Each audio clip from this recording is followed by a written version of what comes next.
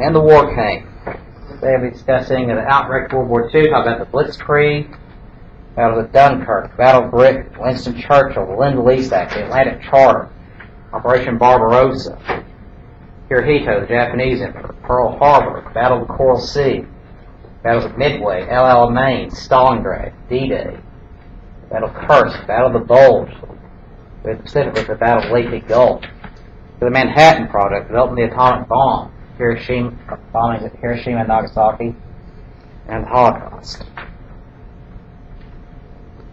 Can I ask, Yeah. sorry, an ignorant question? When you say everything from World War I, you're including Hitler and the Great Depression? Yeah. Okay. Alright. So Hitler had seized Czechoslovakia in March 1939. Now he's manning Danzig, the free port city in Poland. Britain's offering to protect Poland. Now, as of their breaking point, said they're not going to let Hitler do anything else in Europe. But meanwhile, what's going on here is Hitler's worried about the prospect of this two-front war. So in August 1939, he negotiated a non-aggression pact with the Soviet Union. And it's basically a treaty saying that for 10 years the two would refrain from any type of warfare or conflict against each other. So Hitler, who had so demonized the communists, he's not going to go to war. But a secret part of the treaty was, unknown at the time, was Hitler basically divided Poland with the Soviets. He said, we're going to invade Poland. He's going to give the eastern half to the Soviets. We'll also let them have the Baltic states of Latvia, Lithuania, and Estonia. And Germany takes in the western half. The Soviets agreed. Eventually enough, while wars going on in the rest of Europe, Russia was actually fighting a war winter of 1939 into 1940, Russo-Finnish War. Stalin was fighting in Finland over a few islands and little strips of Finnish territory. He'd already seized the Baltic states, and Stalin was basically feeling pretty confident that the Germans aren't going to bother him. Like I say, he doesn't trust anybody else, but Stalin somehow trusts Hitler. On September 1st, 1939, Hitler invades Poland, claiming they had invaded Germany. It's obviously a lie, but he invades Poland with everything he's got. 2 days later, Britain and France issue their formal declarations of war on Germany.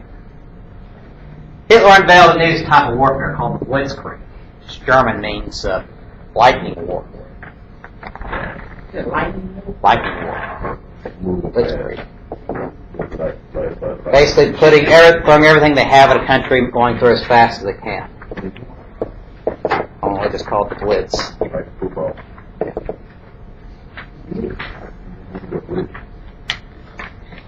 Actually, using his new Luftwaffe,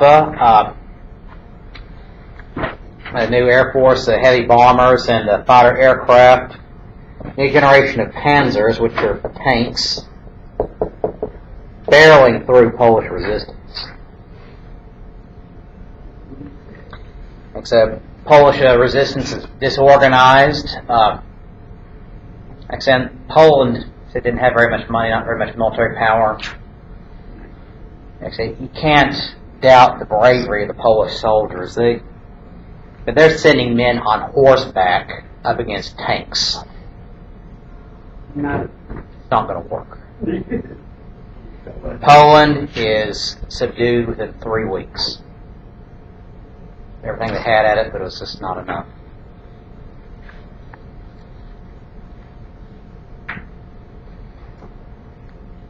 Next on September 28, 1939, Russia and Germany formally divide Poland. It's taking the east of the Baltics, Germany taking the west. But now, things just kind of gone to a stalemate.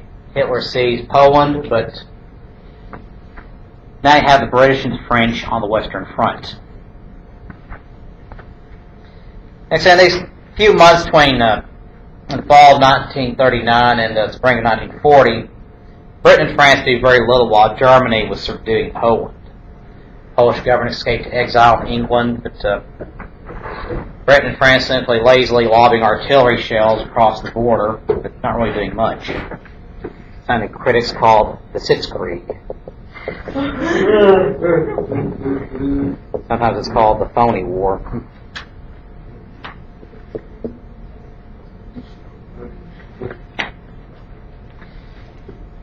Well, the French were depending on something called the Maginot Line. This series of entrenched fortifications along the French border with Germany. It had, like I said, concrete reinforced bunkers for the men. They could live there for weeks at a time. They could. They had machine gun nests, artillery emplacements. It's very impressive. They even had an underground tramway so they could transport troops from one area to another where they were needed. But the Maginot Line is supposed to go from the border of Switzerland all the way up to the North Sea, but Belgium objected to the Maginot Line along their border because it said it violated their neutrality, so France simply stopped the Maginot Line at the Ardennes Force, thinking the Ardennes Force is too thick for armies to go through, so they have enough Maginot Line. Forgetting, of course, that during World War I, the Germans bypassed the French border and went through Belgium instead.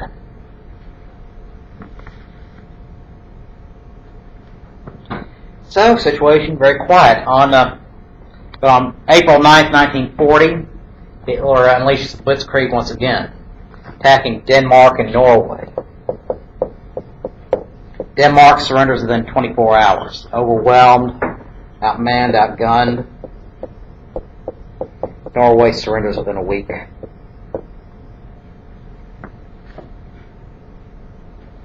a month later, May 10th,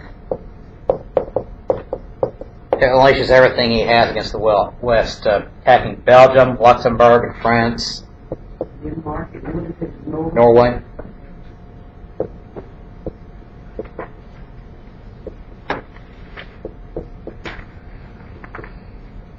What is that with the Blitzkrieg? Blitzkrieg, lightning war. Wow. It's attacking very quickly with everything they have. And so the vaunted Maginot Line was bypassed, like many military minds feared would happen.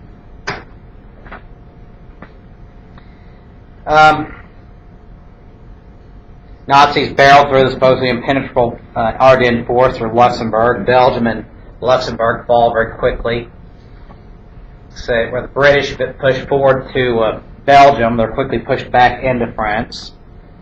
French pushed deeply into France, and as Hitler barrels through France, he divides the British and French forces, pushing the British toward the North Sea, and the French pushing them steadily deeper into their own territory. So, by May, the British Army is trapped at Dunkirk, port city, 330,000 British troops. They're trapped, they're away from their ammunition, they're unable to organize any kind of defensive effort,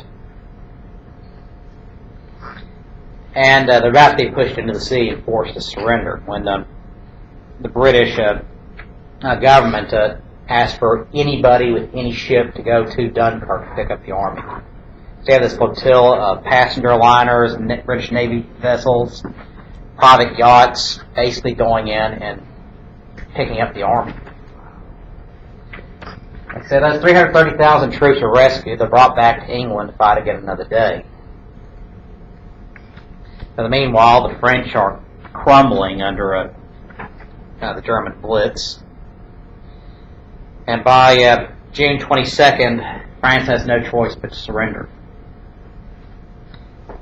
In fact, interesting that happened was the train car, which the German generals surrendered, had negotiated the surrender of World War I.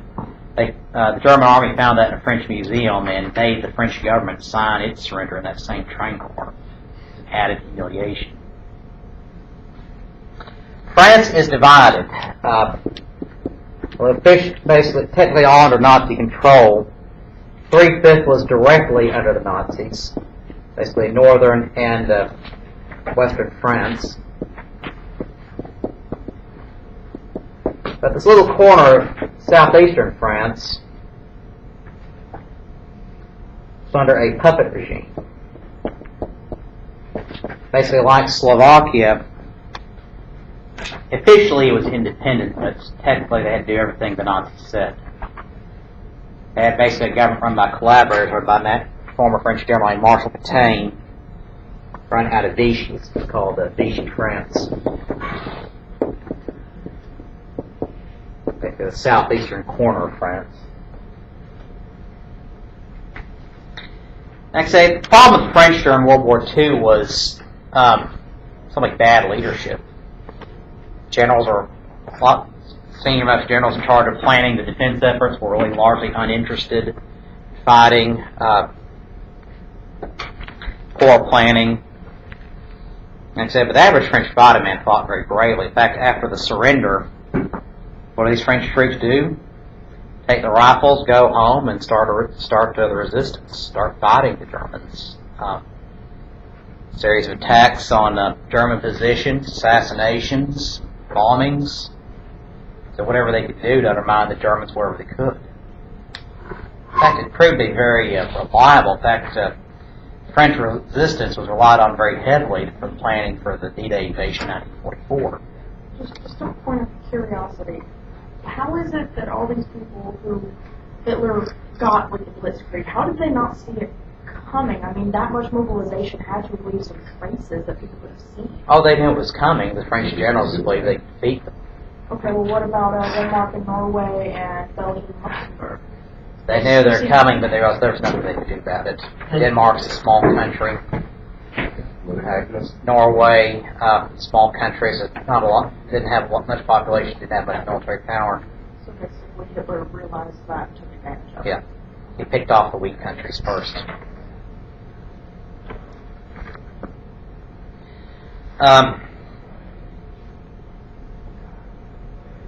Like I said, the French Navy destroyed the fleet, so their fleet could not be used by the Nazis for invasion of any other Allied country. Colonial forces in Africa basically continued to fight on as the Free French forces. But now it's the fall of 1940. Britain's the only country left facing Germany. Neville Chamberlain's forced to resign. Winston Churchill was chosen as the new Prime Minister. He's put in charge of an all-party government, coalition government, designed just simply to fight and win the war. So he's Prime Minister from 1940 to 1945. Tells the British people, said, I have nothing to offer but blood, sweat, toil, and tears, and promised he would fight on to the very end. Hitler, meanwhile, was promising that he would invade Britain. Plans were on the books for the invasion of England. But to subdue the British, he put a naval blockade up and had a new generation of U-boats and German submarines,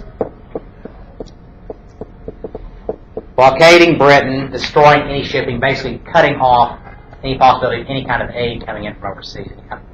Britain depended on a lot of fuel and food supplies from abroad, and Britain's cutting it off. And in August 1940, Luftwaffe began bombing at British military targets. British responded by bombing Berlin. So by September, Hitler started bombing British cities directly. It's going to be called the Battle of Britain. Constant air raids and bombing attacks by German bombers throughout this time, these few months. So British cities take very heavy damage, a lot of very high civilian casualties. What the British ended up doing was they ended up evacuating a lot of the children out to the countryside away from the bombings, trying to keep the children safe. So air raids day and night. The British had very few pilots to be able to attack the British, to prevent the German bombers. Churchill rallied Britain. British ships were sunk, but British rallied back. By October, though, the British realized how very bad their situation was. They were losing. German blockade was limiting their food supplies, their ability to fight on. At one point, the British government believed that they may have had 2 weeks left before they had to surrender. The last country facing Germany, and they're almost pushed out of the war. And see, we study World War II today and see this as a clear case of good against evil, but what we have to understand, though, is we nearly lost. 1941, 1942, it wasn't clear the United States and the Allies were going to win the war. It took absolutely everything the Allies had to win this war. A lot of good men gave their lives to fight and win this war. So this is the closest war we're fought to this point? This is the closest the British came in October 1940, about 2 weeks from surrender. America is only facing Germany alone, so I tell them what would happen. Because the Germans were planning an invasion of the United States. On this new generation of weapons, they have plans for jet fighter aircraft on the books, but because of delays in production, the German jet fighters aren't available till late 44 and 1945. And rocket programs, like I said, intercontinental ballistic missiles. The Germans have planning those. Like I said, they used them very late in the war, but the V-1 and the V-2 rockets, there weren't enough of them or powerful enough to cause any kind of significant damage. But the Germans were working on what they called the heavy water experiments.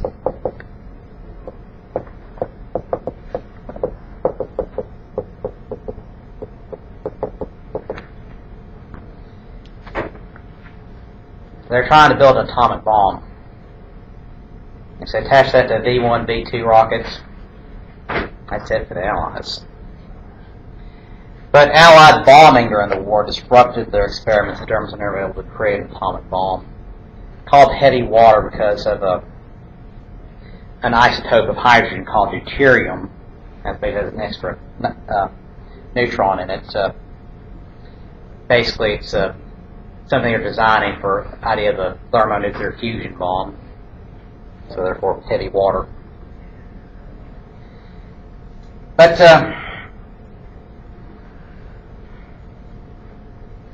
in fact, after the war, the Americans found plans in the German and military archives for a transatlantic bomber. They fly back and forth across the Atlantic. The Germans called it the America bomber.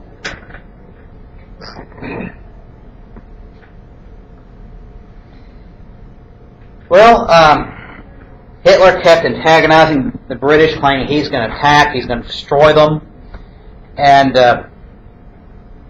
Britain's on its last legs, and all of a sudden, in October, Hitler stopped. He had Britain on the ropes, but refused to go any further. Then he turned his attention elsewhere, turning back towards Eastern Europe.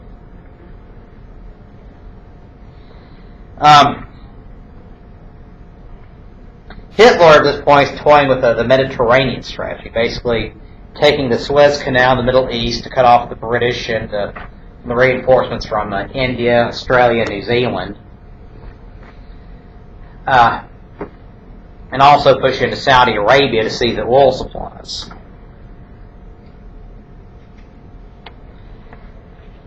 Well, part of this is being necessitated by the Italians. See, Italy, under Mussolini, they seized Albania early 1939. They also seized Ethiopia, but British forces were fighting back and disrupting Italian occupation of Ethiopia. In fact, the British managed to defeat the Italians by early 1941. So the Nazis are sending in troops to reinforce the Italians in North Africa. That's under Erwin Rommel, German general. Early 1941, Hitler seizes Yugoslavia and Greece. Yugoslavia for its oil, the staging ground for an invasion of the Soviet Union. Greece, part of its Mediterranean strategy, but the Italians had tried to invade Greece, but the Greek army was able to repel them, so they needed to call in the Nazis to reinforce them. But Mussolini always promised these great military victories for Italy, but its army is woefully unprepared. In fact, there's several military parades they had through Rome before the war. They didn't have enough motorcycles. They had to borrow them from the Rome Police Department to supplement the military parade. So Hitler decides to attack the Soviet Union. He believed the communists would crumble under the Nazi onslaught, so there are a couple of delays initially. So Operation Barbarossa, invasion of the Soviet Union, doesn't start until June 22nd, 1941.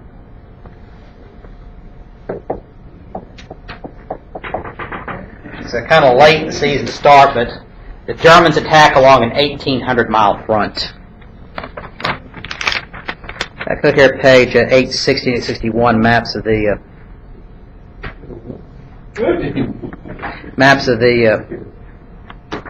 warfare in Europe and Asia.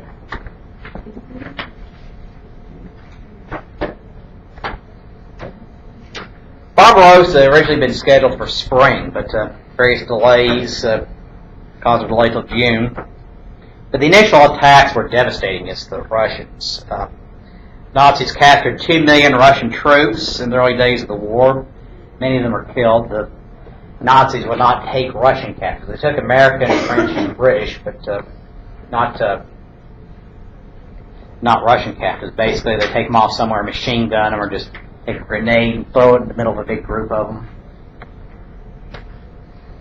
So the war on the Eastern Front drags on, and it get to be very personal. Well, Hitler ends up splitting his forces. One group moving south towards Ukraine, another north towards Leningrad, another pushing towards Moscow. But here's the problem. Like I said, Moscow is the heart of Russia. If you control Moscow, you control Russia. But he's trying to divert his forces and ends up splitting them, slowing them down. Say Stalin, after news of the German attack, he sat in his office several days stunned and unsure what to do. In fact, when aides burst in his office a few days after the invasion, he thought they were there to arrest him. Instead, Stalin urges the Russian people to mobilize and fight the German invasion. But they also decided on a scorched earth campaign. Pull back steadily everything, so the Russians started dismantling all their factories and moving them east towards Siberia, east of the Ural Mountains, reassembling them there and trying to rebuild their forces. So they're taking anything of value the Germans could use. Because the Germans have split their forces, they're slowing down. In fact, the Germans get to Leningrad, present-day city St. Petersburg, the fall of 1941, but they're unable to subdue it. They laid siege to it for 900 days. The city's cut off from everything, cut off reinforcements, just was able to hold out. Unfortunately, for the people of Leningrad, they had very little of anything, and a lot of people starved to death. No food. In fact, there are several reports during the war of cannibalism taking place.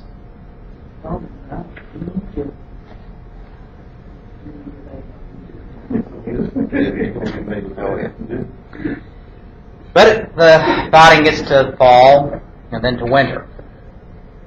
Russian winters are very hard, and the winter of 1941-42 was the coldest on record up to that point. Hitler had sent his troops to Russia without any winter clothing. He was afraid it would damage their morale, having to carry heavy coats into Russia. And of course, it's kind of thinking here, if you invade Russia, don't you expect you're going to be there through the winter, even if you win? Maybe he did. Who knows? Like I say, his generals are completely perplexed by his behavior. Say, why aren't we finishing off Britain? Why are we attacking Russia? But they couldn't say much against him because they get killed too. Yeah. Yeah, syphilis, and that was messing with his head. There's that rumor. We're really not sure.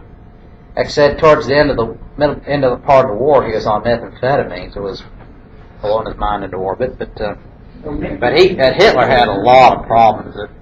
Like I said, physical more towards the end of the war, but very much mental. He just wouldn't listen to anybody. Yeah. Basically, he's convinced by his early successes he knew more than his generals did. Huh? It was, yes. They actually call it Nazi meth. It's the recipe they're actually using in meth alcohol in the South today. It basically kept the troops doped up on meth. Or see how well it worked for them. Next, a few more years of the war, they wouldn't have had any teeth either. Did I say that? Yes, I said that. So, as you can see here on page 859, German troops are going in here with very light summer clothing. Basically, a little more than kind of what I'd be wearing here, a light shirt and a coat and a light jacket over that. Not enough to survive a Russian winter. And plus, look at the helmets here. See, the American helmet, it has a lining in it. Like I said, designed to protect you from keep your head safe during combat, but the German helmet is just a steel pot, no lining on it. So, you have that cold metal on your head. Speeds up hypothermia. And so, as November, December rolled in, Germans started freezing to death. Their equipment started freezing up. And their advance slowed to a crawl. They got to within 20 miles of Moscow in winter of 1941. They could see the city. They could see the city in the distance. Yeah, but December 1941 just stalled out 20 miles from Moscow. In fact, a burned-out German tank marks the closest approach of the German army to Moscow. The Russians kept it there as a memorial since then. So his mental issues spared Britain and Moscow in a sense. Probably did. Okay. So, except if he'd listened to the generals, he might have won, but he didn't. Yeah.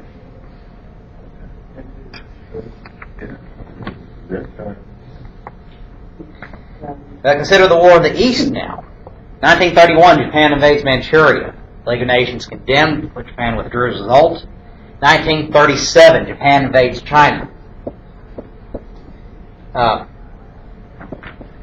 Basically, Japan is saying they're going to try to root out Western influence out of the Far East.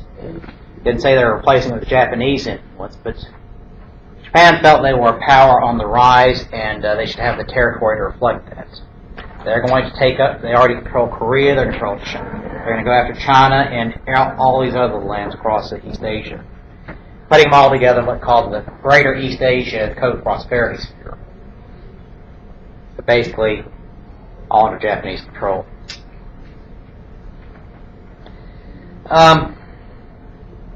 Japanese brutalized the population. Their emperor was Hirohito. Except by tradition, the Japanese worship their emperor as a god, but by this point, the military had taken over the government, and Hirohito actually had very little to do with the day-to-day decisions of the Japanese government.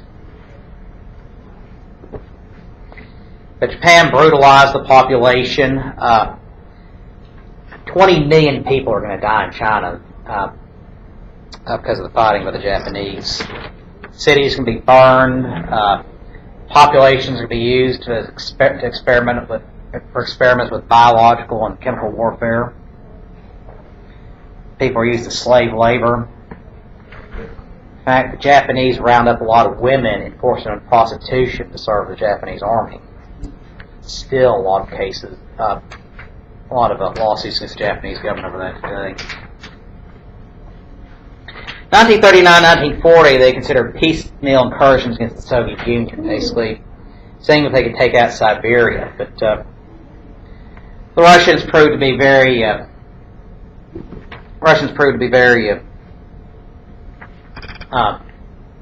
tenacious, and so Japan sided against it. And since Germany had entered into a non-aggression pact with Germany entered a non-aggression pact with Russia, Japan decides to do the same. And because they do that, Russia is able to transfer its troops from the Far East to the front lines against Germany.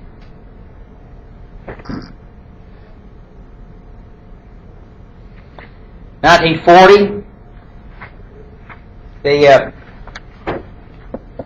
Japanese seize the Dutch East Indies, which is Indonesia. 1941, after the French government fell to the Nazis, they forced the Vichy regime to turn over their colonies in French Indochina to them.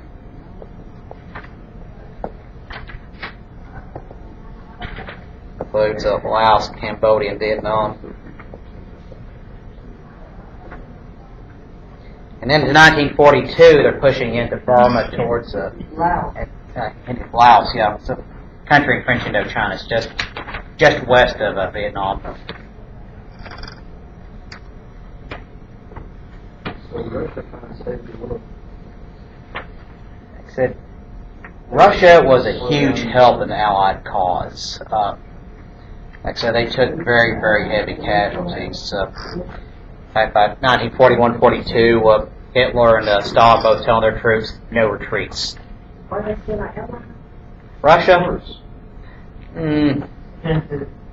It's been a difficult relationship lately. Yeah.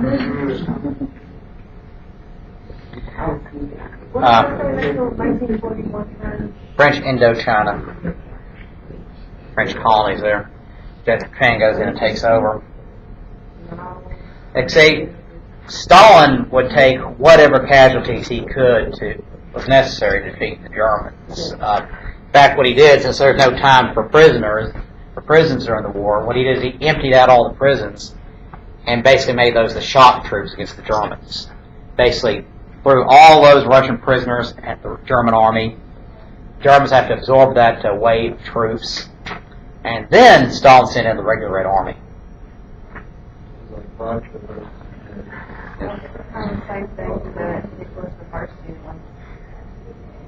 mean, very similar.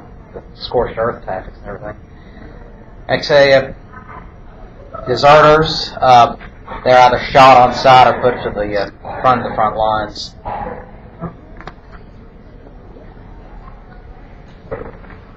They say 20 million Russians are going to die during the war. That's on top of already the millions that Stalin already killed before the war. Well, the United States have been observing this all very closely. Franklin Roosevelt, when he became president in 1933, knew Hitler was going to be a threat to world peace one day. But the United States was very isolationist. They didn't want to be involved in world affairs. They didn't want to have to go through another world war. Roosevelt realized the United States is going to have to go in and get involved at some point. That the war is going to come to our shores at some point. So throughout the 1930s, he's quietly working to oppose Hitler and to oppose the Japanese. Slowly, subtly trying to rebuild America's armed forces. By 1940, he institutes the first ever peacetime draft in the United States. Starts a massive rearmament campaign. But even though this has still been on for a year by 1941, the United States is still underarmed and armies are undermanned. 1941, Roosevelt unleashed a thing called the Lend-Lease Act. This is a $7 billion aid package to the Allies. Roosevelt, in a speech asking for Congress to pass the Lend-Lease Act, said the United States must become what he called the arsenal of democracy. Yes, it was officially neutral, but FDR was backing the Allied cause. And Lend-Lease would give whatever weapons and whatever material were needed to anybody who was fighting any Axis country. Or as terms of the law was, to any country whose survival was imperative to the security of the United States. So the United States was sending out planes, battleships, guns, trucks, food, supplies, whatever, to any Axis country fighting anywhere in the world. Send it to China, to Vietnam, Laos, Cambodia, Britain, the Free French forces, the Free Polish forces, sending it to Russia. Anybody who is fighting anywhere. Basically, we're sending this all over the world, whether selling it outright, lending it, leasing it, basically a literally battleship rental program. Any country that needed it. How much money was that now? $7 billion in 1941. That's just for 1941, but today that might be about, oh shoot, that'd be about $100 billion today. It's $70, $80 billion, but a lot of money. Basically, the United States, using its full productive capacity, is the leading industrial power of the world to arm the world against the Nazis and the Japanese. Basically, these weapons are sent all over the world. What it did was, it kept the Allies fighting. They had the machinery they needed, they had the equipment they needed to keep fighting, to keep in the war. And the Lend-Lease policy continued throughout the war. United States, the productive capacity of the United States, with its ability to ship products around the world, saved the Allied cause. They were able to outproduce and outdistribute the Nazis. That kept the Allies in the war. That kept the Russians in the war. That kept the British in the war. That kept Canada and France in the war. Because they had our supplies going after to keep the fight. Yeah. So basically, that'll keep the Allies in the fight long enough for the United States to get into the war. Roosevelt's trying to avoid it, but he realizes it's going to happen. Fall of 1941, September, a German submarine attacks an American cruiser, the USS Berer. Roosevelt declares not long afterward that America had been attacked and issues what he called a shoot-on-sight orders. So in the fall of 1941, there's a shooting war in the Atlantic between Germany and the United States. But he's also dealing with the problems of the Japanese as well. He's issued an oil embargo against Japan, keep them from advancing any further. And to show defiance, he has moved the headquarters of the U.S. Pacific Fleet from San Francisco to Pearl Harbor, Hawaii. It's still well within American territory, still a long way from Japan. Well, Japan decided that they probably end up having to go to war with the United States at some point, so they're going to try to knock out the United States as quickly as possible before the full productive capacity of the U.S. could barrel over Japan.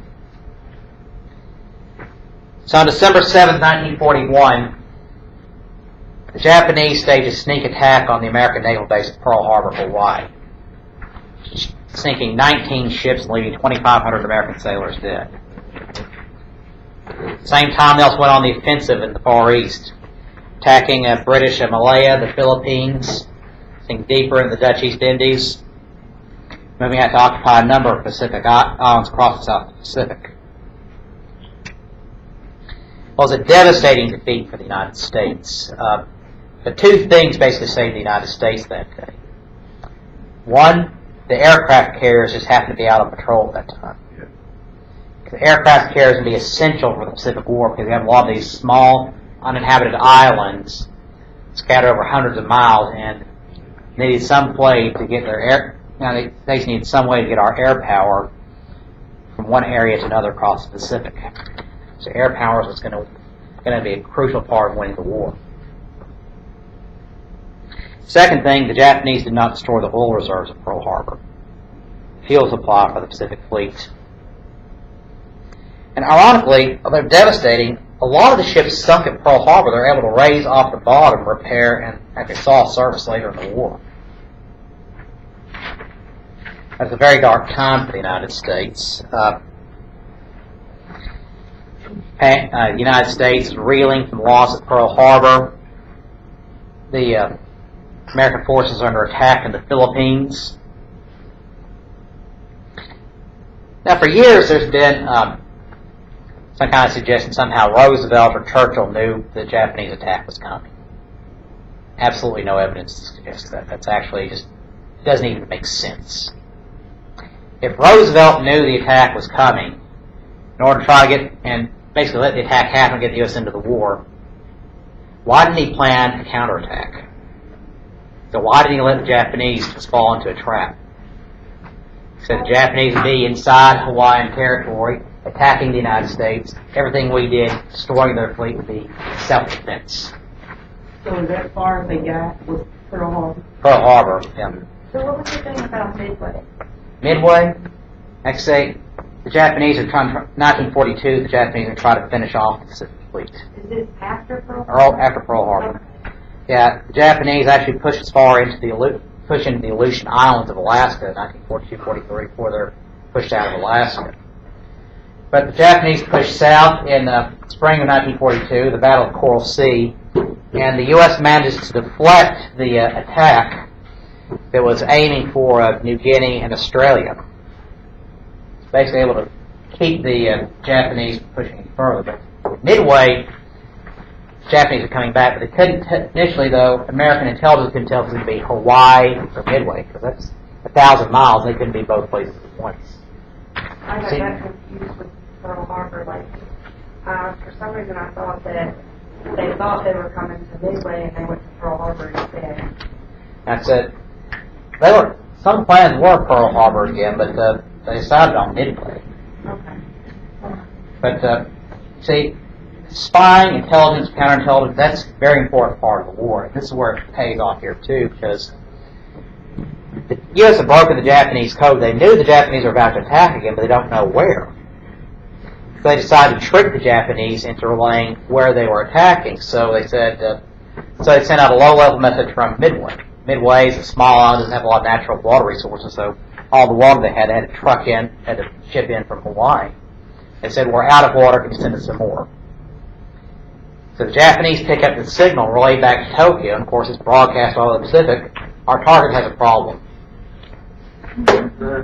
Midway. This is the largest naval battle in history, fought June 3rd, June 6, 1942. The Japanese lose 4 aircraft carriers, we lose 1. Thousands of casualties, but the United States prevails, and we regain control of the Central Pacific. And for the rest of the war, the Japanese are on the defense. They knew they lost the war right here in Midway. But we really weren't out of water. Like I say, it's starting to look a lot better. We could still lose the war, but Japan knew they lost the war. But the Japanese could do a lot of damage still, and they did do a lot of damage still for the rest of the war. So there was all this isolation and whatnot to keep us from getting into the war, but had we not had the Lend-Lease Act, we still would have been invaded. Still would have been invaded. But Basically, Roosevelt knew what was happening. American people didn't want a war, but Roosevelt realized, whether we want one or not, it's coming, we better get ready. And it basically saved the world. Yeah, one of the things the social opinion at the war that Pearl Harbor kind of changed it, that's safely getting behind the war. It did. It really did galvanize American support to remember Pearl Harbor as a common slogan. You think the citizens were okay with us bombing and right about the ocean and Who knows? By the end of the war, America basically, we have these bombs, by God, we were going to use them. Because the alternative was a land invasion of Japan, which would cost 50,000 American lives at least. Like saying, half of the President of the United States, whoever it was, looked at the American public and say, yeah, 50,000 of our boys died on Japanese beaches, but if we had a bomb, we could have wiped out a Japanese city in the war right there. maybe he didn't know about Pearl Harbor and had to let it happen to reconsider what was closed. It's a very messy, very bloody war. You said it on dance, hero with the